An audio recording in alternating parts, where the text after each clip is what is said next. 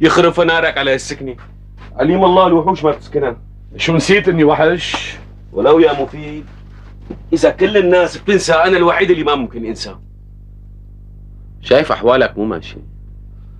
الحمد لله مستورة. مستورة؟ مفضوحة. قل لي شو القصة؟ لا في قصة ولا شيء، بس أنا يا عبدوش قررت ما أرجع للماضي وأعيش حياتي دغري وما آكل إلا بعرق جبيني. حلو. وأنت شو أخبارك؟ يا سيدي أنا بعد ما طلعت من الحبس رحت دغري على بيروت، عشت لي كم يوم هنيك آخر رواق، ورجعت من شي شهر. شو عم تشتغل؟ ولا شي، عطال بطال. لكان كيف عم تدبر أمورك؟ عم بتعيش من المينا. شو يعني؟ عم لقط رزقي. معناها رجعت على طريق الشقاوي. والله يا مفيد أنا كمان بتمنى ما أرجع لطريق الشقاوي، بس لما طلعت من الحبس ما لقيت غيره طريق. أنا كمان بني آدم بدي آكل وأشرب، شو بساوي؟ على كل حال أنا ما بلومك، لأنه الظروف أحيانا ما بترحم.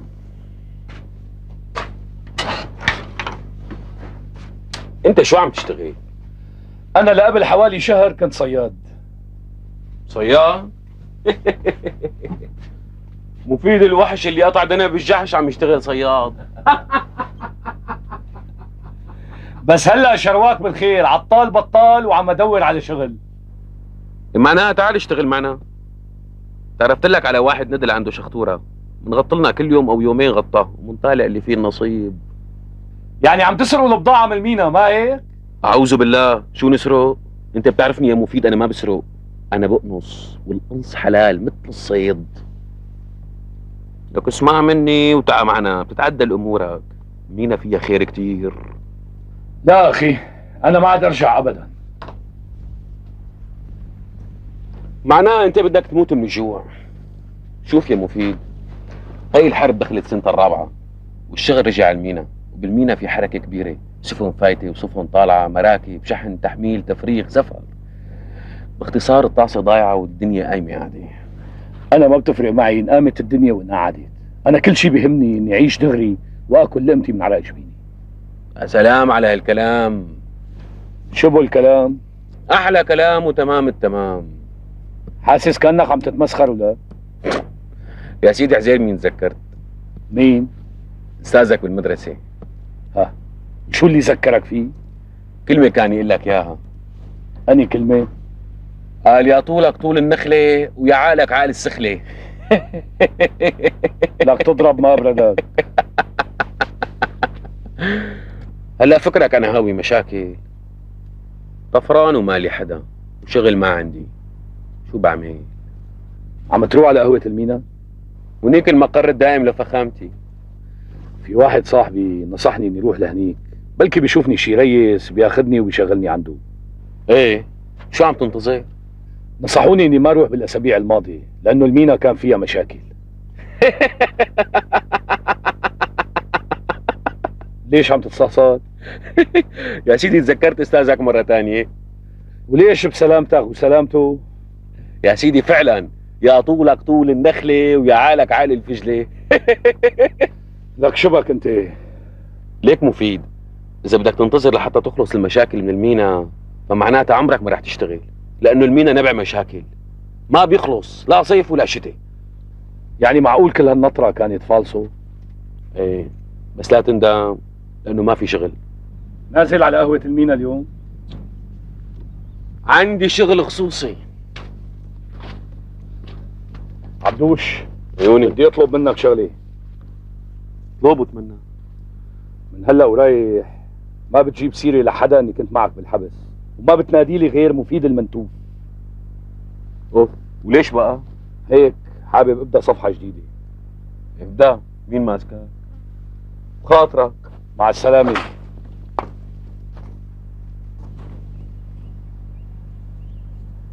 منتوف. منتوف منتوف.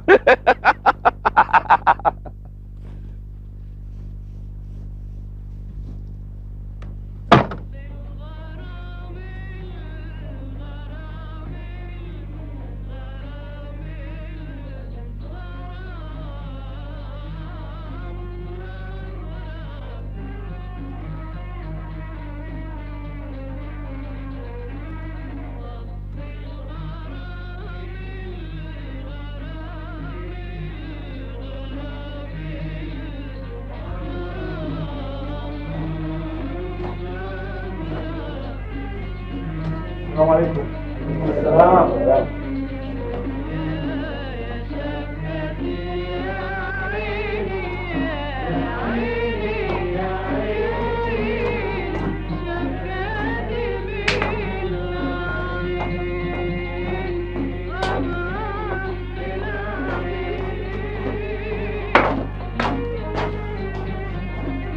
قول يا اخ. واحد سادة. وعندك واحد سادة لهون. لو سمحت بحسن اسالك سؤال. ما في داعي تسألني لاني حافظه للسؤال اللي بدك تسألني اياه. شو عرفك شو بدي اسالك؟ الشغلة ما بدها ذكاء، مثل ما بيقولوا المكتوب بينقرا من عنوانه. طيب شو هو السؤال اللي بدي اسالك اياه؟ يا سيدي رح تسألني اذا كنت بعرف شي ريس لازمه بحارة، صح ولا مو صح؟ صح. والجواب قدامك، تطلع بعينك، نص اللي انت شايفهم مثلك جايين يدوروا على شغل. بالإذن.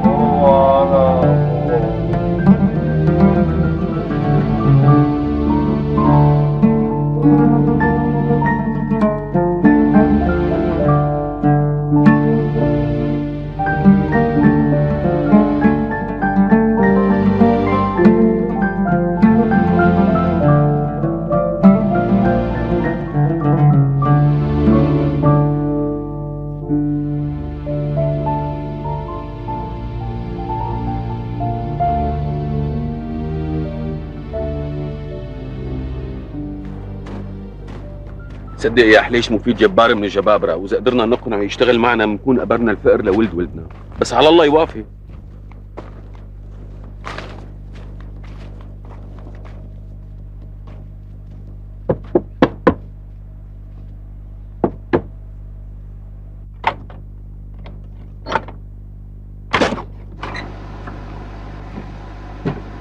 صباح الخير.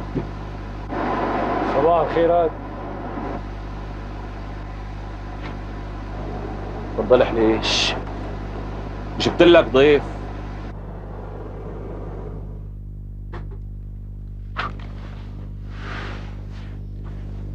اهلين. شو متقلة امبارح؟ امبارح رحت على قهوة المينا. ان شاء الله لقيت شغل؟ طلعت الدنيا كلها عم تدور على شغل. ما عرفنا على صاحبك. هذا حليش شريكي بالشغل، وانا حكيت له انك قبضاي فوافق تيجي معنا. يجي معكم؟ لوين؟ على القنص. حليش عنده فلوكة منحوس فيها بالليالي ومنطالع اللي فيه النصيب، والسلامة مضمونة 100%.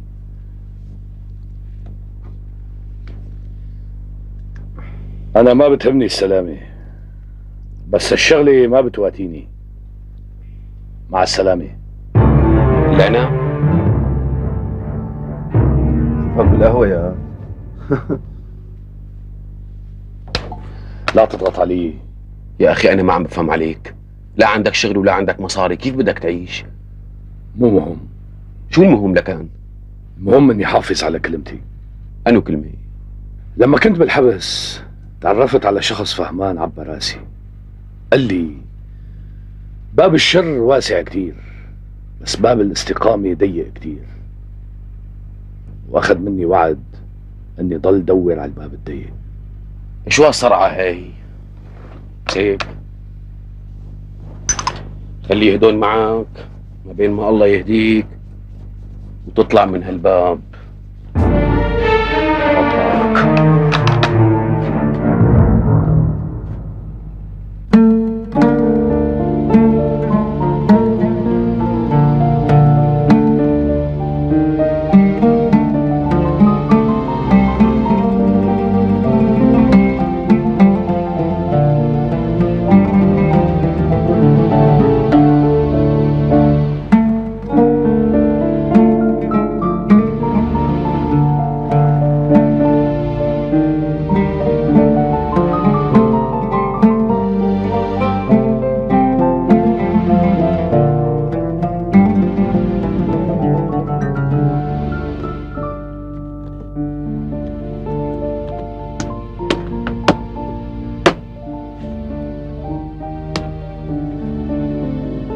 اخلاق.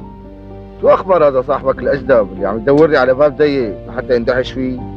ليك ما في داعي للمسخرة حليش، إذا سمعتك عم تحكي هيك عنه ما رح تكون مبسوط، فهمت؟ شيء حلو والله. مو ناقصنا الا الجدبان يركبوا على كتافنا كمان. مفيد ما هو يا أجداد، الحجر ما بيعجبك بيفجك. ها ارمي طبعا. اسرع.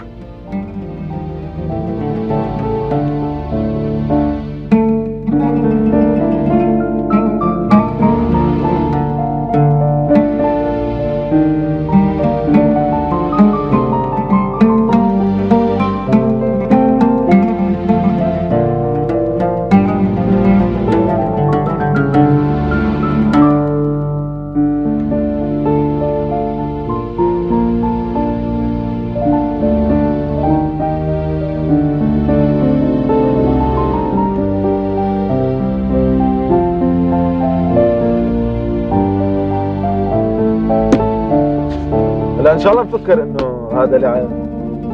العاب وهي جويزة الطيبة باصرة. وح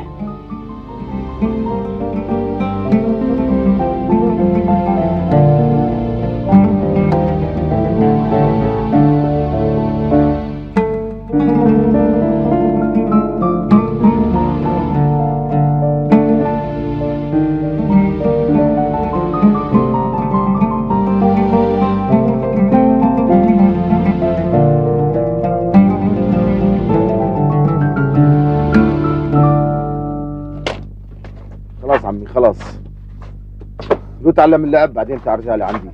بعدين انا ما عاد العب معك الا على شرط. بعدين صار وقت الغداء. يا حاجتك فشورة، تعال عاب دق جديد، واذا غلبتني بيكون ابو زيد خالك. شرط شو؟ اذا غلبتك ما بتعود بتفتح نيعك بنوب. فت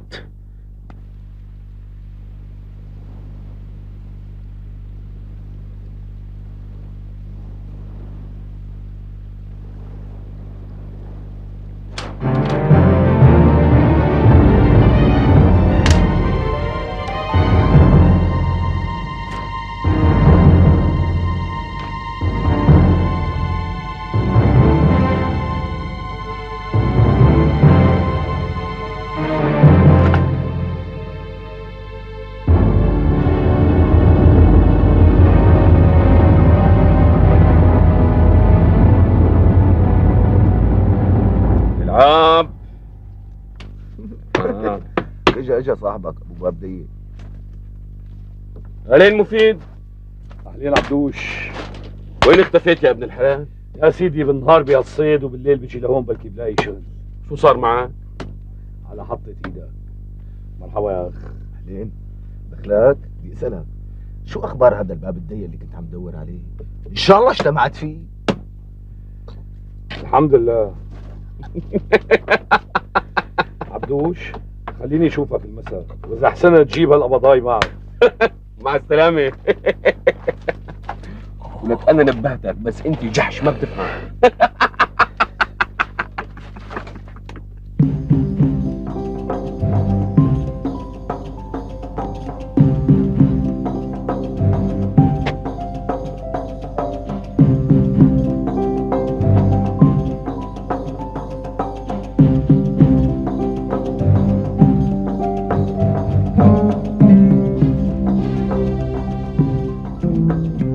أهلين أحمد. أهلين. شو؟ كمان اليوم حاطط سيارة عند مصلي؟ لا بس هالمرة كنت مارق قدام الحارات، تذكرت إنه الوقت كنت بدوامي، قلت لحالي بوصلك معي. شرف.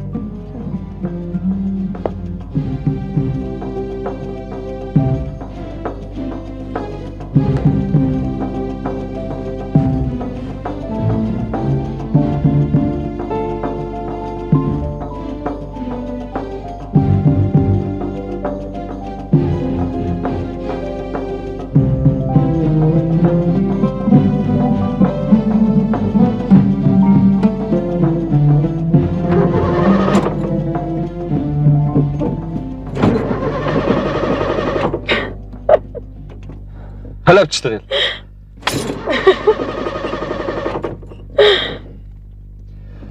عن اذنك لحظة. إذنك معك.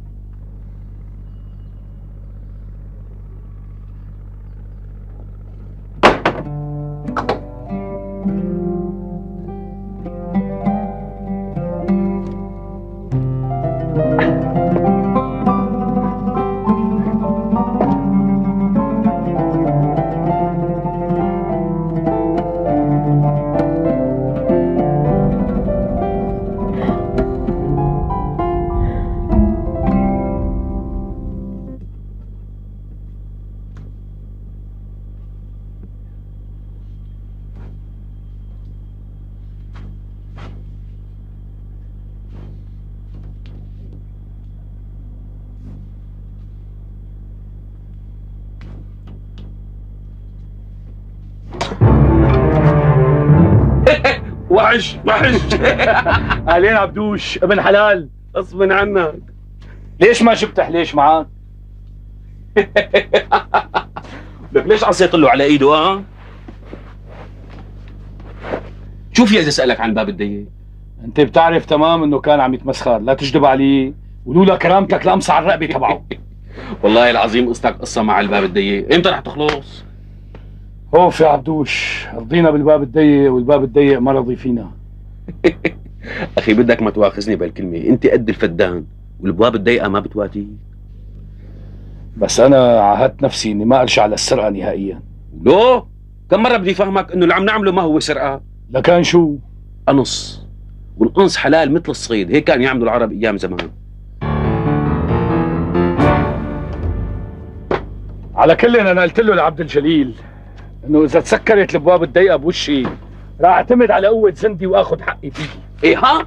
ايه هذا كلام بينقال؟ بلا ابواب ضيقه بلا شبابيك واسعه. عبدوش انت حكيت له لحليش عني غير قصه الابواب الضيقه؟ ما بيعرف غير اسمك. هيك احسن، لانه هذا واحد سرسري ولازم نتعامل معه بحذر. بفهم من هيك انك نويت تشتغل معنا؟ بس في لي شروط. يا اخي شروط مثل ما بدك. اول شيء بتتركوني افكر على اقل من مالي، وثاني شيء العمليه اللي بدي اساويها لازم تكون عمليه محرزه، يعني جوات المينا. جوات المينا؟ شو يعني جوات المينا؟ شو بك عبدوش؟ صاير خويف؟ انت بتعرف انه انا ماني خويف. كان ليش تكركبت لما قلت انا انه جوات المينا؟ لك هذا كلام مجانين. نحن يا مفيد جماعه متعايشه من اطراف المينا، والله من رزقه كافينا. شوف عبدوش، انا ما بحب اتلقط رزقي من على اطراف المينا، انا بحب اخذ رزقي من جوات المينا. انا بحب العمليات الكبيره، اذا بدنا نلوت ايدينا نلوتها بشغله محرسه، يعني مثل ما بيقول المثل اذا ضربت اضرب امير، واذا سرقت اسرق حرير. لحتى اذا تعيرت تستاهل التعيير. شو الخطه؟ خطة بسيطة وما بدها شرح كثير. نصفي على واحد من المواعين اللي جوات المينا. العمى، انت اكيد جنيت. بتعرف مين صاحب المواعين هي؟ بعرف، ختيار. بتعرف مين الختيار؟ بعرفه، مشان هيك بدي اقنص لقمتي من حلبي. بس هالشغله خطره كثير يا مفيد، لانه اذا هاجمنا المواعين بنكون عم نهاجم الختيار ذات نفسه. شو يعني؟ طز فيك وفيه. معقوله انت ما سمعت بالناس اللي عم يغرقون رجاله بالبحر؟ اللي بيهوب ناحية الختيار يا مفيد جزاته الموت. سمعت، وهذا الشيء اللي خلاني افكر بالعملية. لك ايش الشغله تناحى وتحدي؟ اي نعم، تناحى وتحدي. شوف يا مفيد، نحن يا جماعه ما بدنا نتحدى حدا، بدنا لقمتنا بدون ما تنقطم رقبتنا. وانا ما عندي استعداد خاطر ولوت ايدي الا بشغله محرزه. شوف عبدوش، انا ما عندي استعداد صير جربوع على اطراف المينا مثل صاحبك عليش. انا بدي اسطي على المواعين واخذ حقي بايدي، هذا اخر كلام عندي. من ناحيه السلامه اطمنوا، اكيد الحراسه على المواعين خفيفه. ما انت من تمك قلت لي ما حدا بفكر يعمل هالشغله الا المجانين. ايه والله مجانين، نحن مجانين. بشرفي صحيح. طيب واذا رفض حليش؟ كيفه؟ انرفض وانقبل. بس حليش لئيم واخو شليته، يعني اذا حكينا له ما وافق ممكن شو؟ يلعب بدنبه. عبدوش قبل ما تحكي له فهمه لهذا صاحبك حليش كلمتين. قل له اذا بفكر يلعب بديله انا رح غرقه هو وشخطورته وديله بالبحر واحسب الله ما خلقه. شو صاير قاسي اكثر من قبل؟ شو ساوي يا عبدوش؟ الظروف جبرتني كون هيك، حطتني قدام شغلتين، يا انكسر بسبب قسوتها يا اما اصير اقسى منها. ويا ترى ممكن تصير قاسي معي كمان؟ اكيد معك لا، انت صاحبي ورفيقي. وهاللهجه العنيفه والمتعجرفه منين اجتك؟ الله يسامحك يا عبدوش، انت اللي عم تسالني هيك سؤال، ما انت الوحيد اللي بتعرف الحقيقه. وشو الحقيقه يا ترى؟ الحقيقه اني مالي عنيف ولا متعجرف، انا صعي خشن وصلب شوي، بس هالشي من المعارك والحبوس ولو او العبديش. شو نسيت معركتنا مع البريفوتي؟ ولو وهي شغله بتنتسى. اذا كانت الحياه اللي عم نعيشها قاسيه وصعبه انا شو بقدر اعمل؟ بحط دنبي بين رجلي وبهرب، ولا بقعد بستعطف الظروف، ولا بكون قاسي وصلب اكثر من الحياه نفسها؟ انا سالتك تعرف. أنا جاوبتك لحتى تعرف.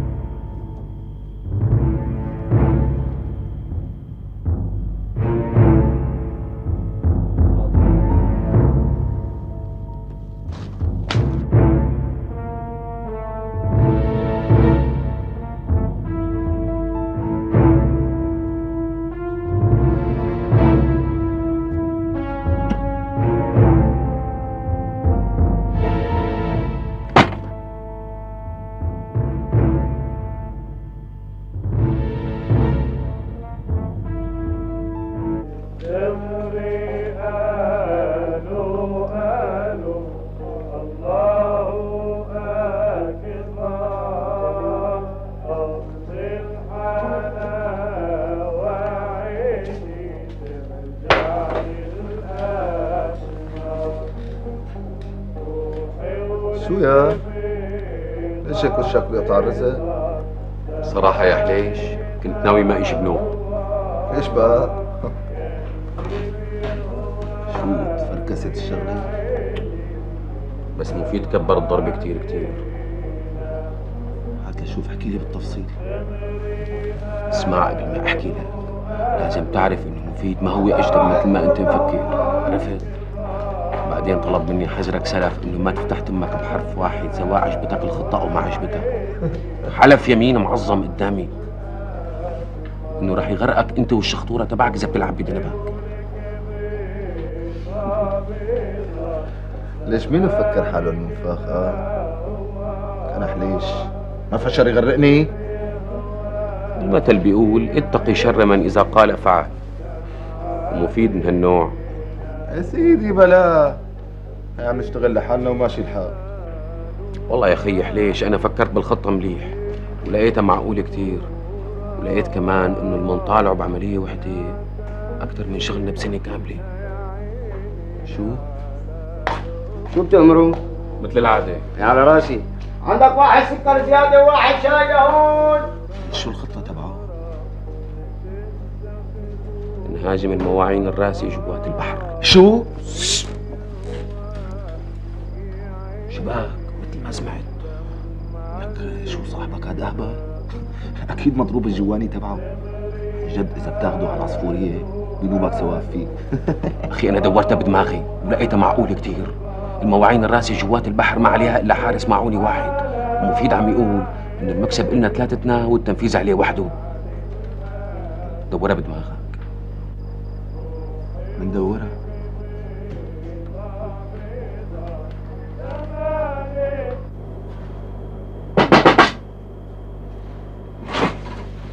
مساء الخير.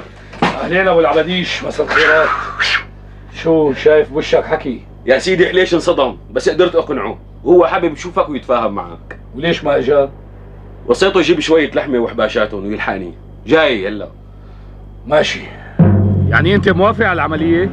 لك وموافق تحط الفلوكة تحت تصرفنا؟ لا، العملية شيء والفلوكة شيء تاني. شو قصدك؟ يعني هو شوفها، أنا من زمان جاي على بالي أسرق معوني، بس الشغلة يعني بده مين يساعدني فيها، وأنا موافق إنه تساعدوني. موافق إيه؟ عبدوش؟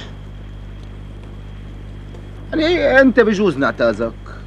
يعني الفكرة فكرتك. طبعا الفكرة فكرتي والفلوكة فلوكتي، وكل شيء بده يصير من تحت أمري لأنه أنا الكل بالكل. ومين أنت؟ ليش ما حكى لك عبدوش عني؟ بلا، حكالي عنك وانا بعرفك منيح، بس اسمع الكلام اللي راح اقول لك اياه وحطه حلقة باذنك. انت وعبدوش والفلوكة تحت امري انا صاحب العملية وبدي نفذها مثل ما بدي، وما بدي كترة حكي بهالموضوع، واللي بيفكر يلعب بدنبه راح اقطع له اياه.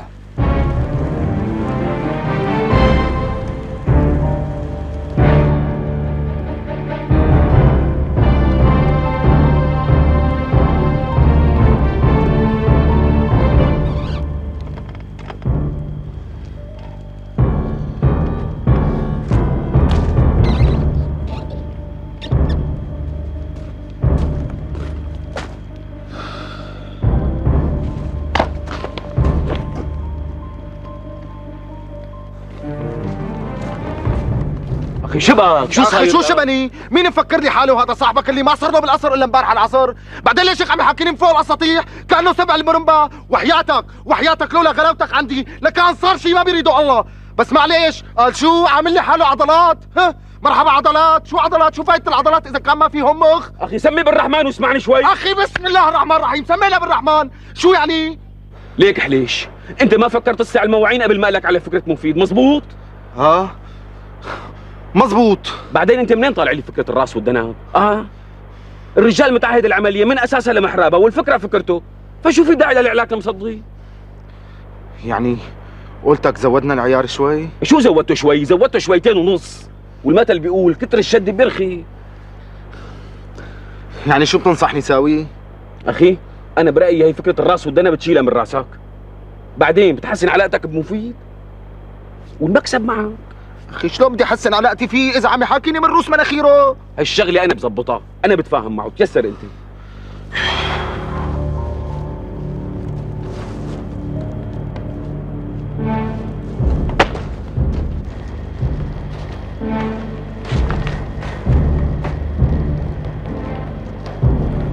شبك يا رجل، انا بعرف بالك طويل. لولا كرامتك كنت خلعت الرقبه تبعه. هو حس انه غلط. إيه لا سيدي، هذا ندل وما عنده احساس. اخي هو حابب يزيد سوء التفاهم بيناتكم، شو رايك؟ ما عندي مانع، خليه يجي بكره. عود كلك لقمه. مالي نفس، سديتوا لي اياها انتوا الجوز. عبدوش قل له لصاحبك اذا بده يجي بكره يترك ندالته بالبيت. انت كمان طول بالك عليه.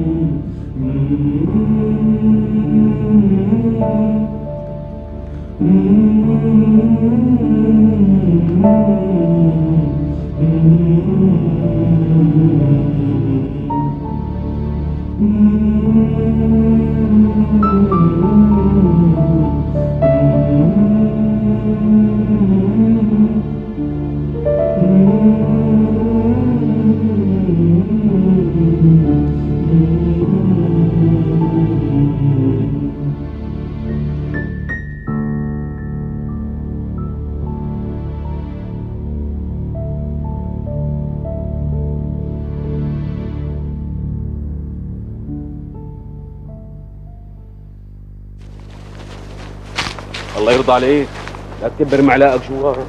اخي لا تقرقني، اذا بدك برجعها.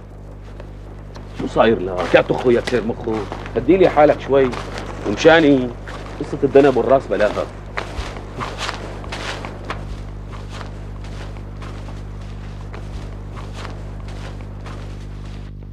صباح الخير. صباح الخيرات. بصراحة أنا لم تحليش على فكرة الراس والذنب.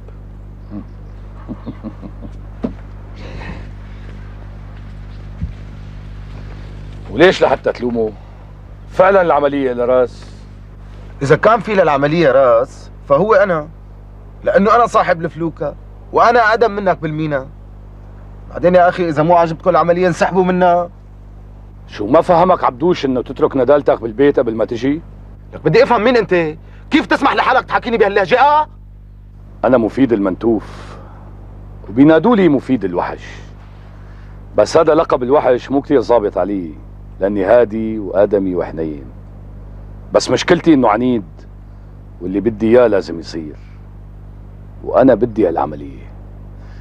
يعني هالعملية رح تصير معك او بدونك، واذا تلفظت بحرف واحد او اتيت بحركة بتكون عم تجني على حالك. انا دزيني مثل حكايتك ما بتكفيني فطور.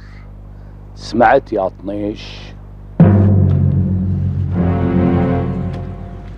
انا ما اسمي طنيش، انا حليش.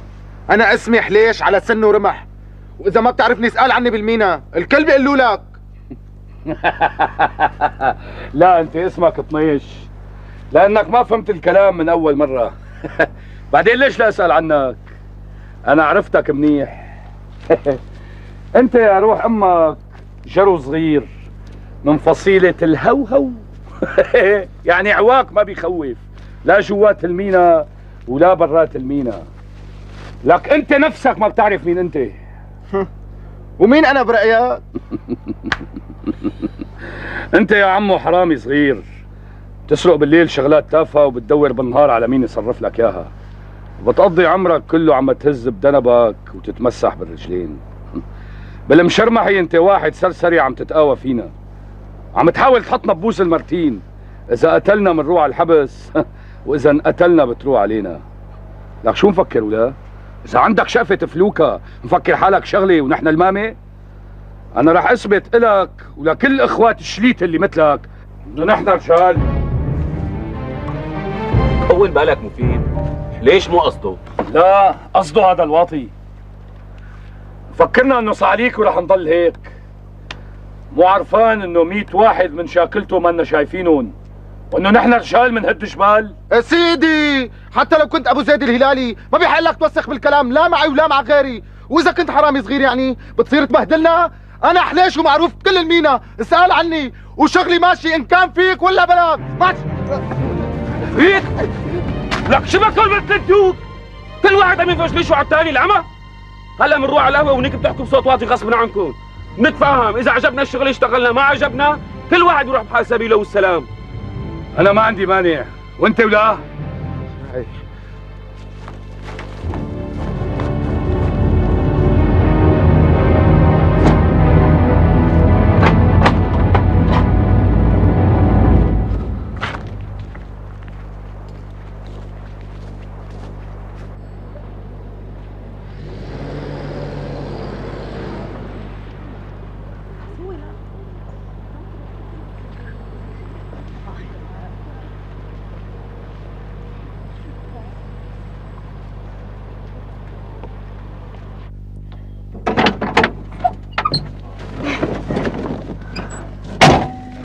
أهلين أحمد. اهلين. طمني، إن شاء الله في أخبار جديدة؟ شو يعني اذا ما كان في اخبار جديده ما لازم وصلك بطريقي اذا كنت مارق من هالحاره؟ بس أنت صاير عم تمرق بهالحارة كتير. خير، لا تكون عشقان لك شي وحدة فيها. شو طابخه اليوم؟ عندي شوية ملوخية من امبارح. ملوخيه من امبارح؟ الله يسامحك. شو رايك اعزمك على المطعم؟ على المطعم؟ هيك بهالهيئة؟ ليش شو بهالهيئه؟ علي الطربوش مثل الفله بجنني. لا، أنت أكيد صاير لك شي اليوم. هو شي مانو بالعقل.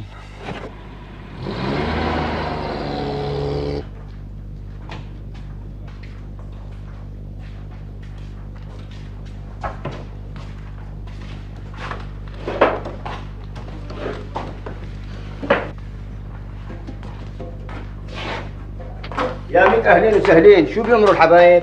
سادة. انا وسط. زياده. وعندك واحد ساده وواحد وسط وواحد سكر زياده. شو اعتمدنا ولا ما اعتمدنا؟ شو عنكم سلاح؟ انا عندي الشبريه. وانا عندي مسدس عيار 9 طخ. وانا عندي خيزراني، بس وقت التنفيذ بجوز استعيد المسدس منك.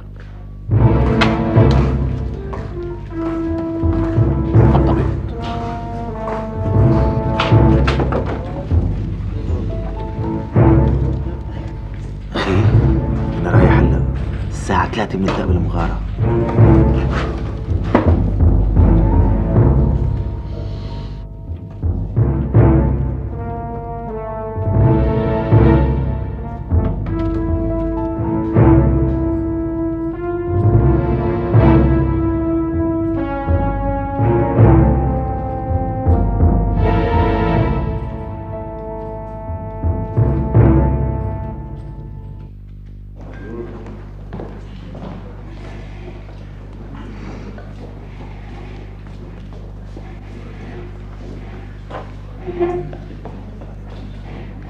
هذا المطعم هادي ولقمته طيبه.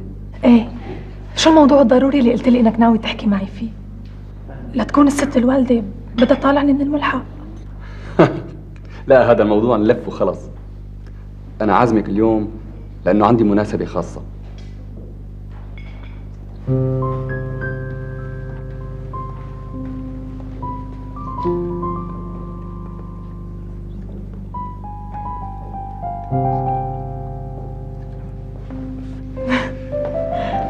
شو هالمناسبة؟ وعلى شو مستعجلة؟ بعد ما بناكل بنحكي.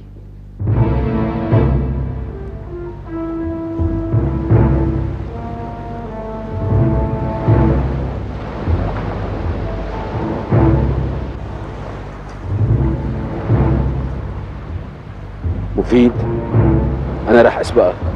وين بتشوفني فتت بتفوت. لا تلحقني الا لما اتاكد انه ما حدا شايفك. ها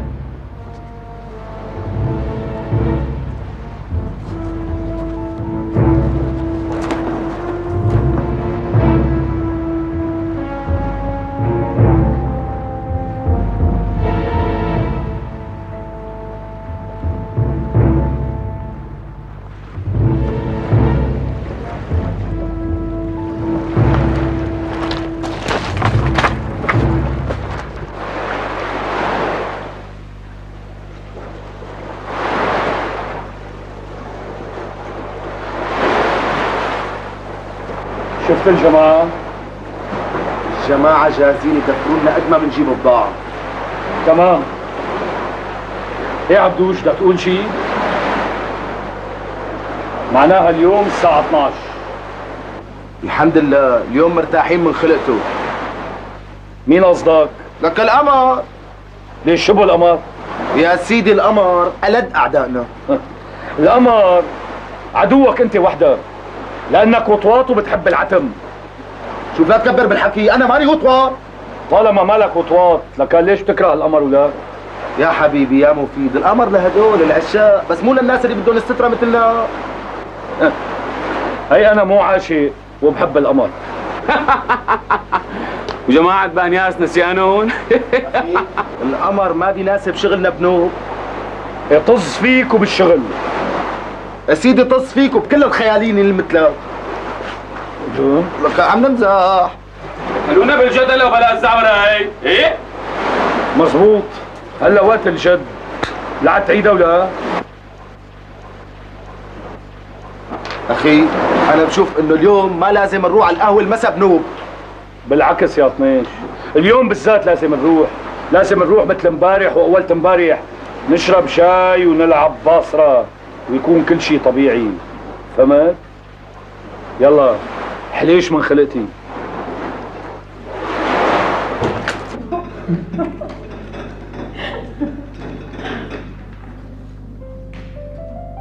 ليش كلها؟ ما قلت لك عندي مناسبة خاصة.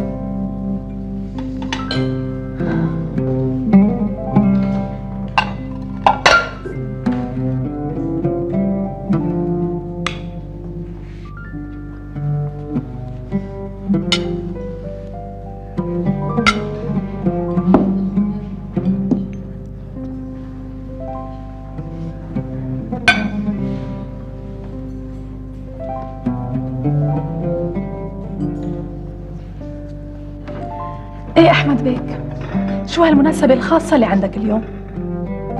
اليوم عيد ميلادي. عن جد؟ كل عام وانت بخير. مدام اليوم عيد ميلادك، ليش ما عزمت بنت عمك يسرا؟ أنا ويسرا انفصلنا عن بعض.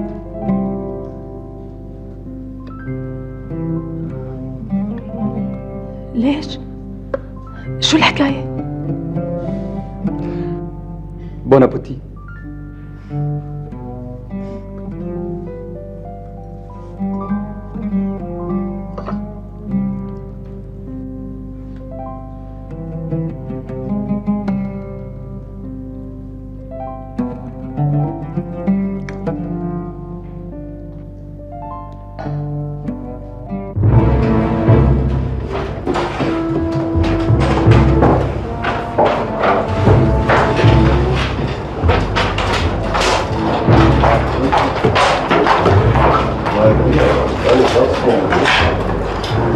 ايوه جاي.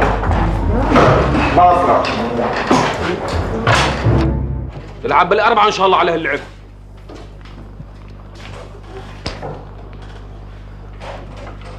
كمان باصرة. هلا جيت كحلها انت عميتها. بس ما أخذها بالعشرة الطيبة. يشرف العاب ورجينا شطارتك، لسه هلا اخذ منك باصره. لا وهي باصره. ايوه انا انعست واليوم نام. تصبحوا على خير. ايه بكير لسه الدجاجات ما ناموا. الدجاجات ما ناموا بس الديك نعس وصار لازم ينام. تصبحوا على خير. وانت بخير مفيد.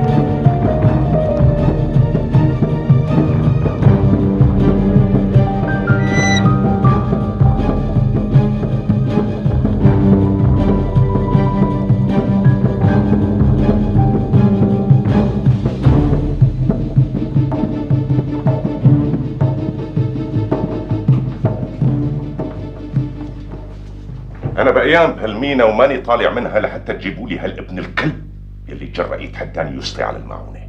ما عاش اللي بده يتحداك يا كبير.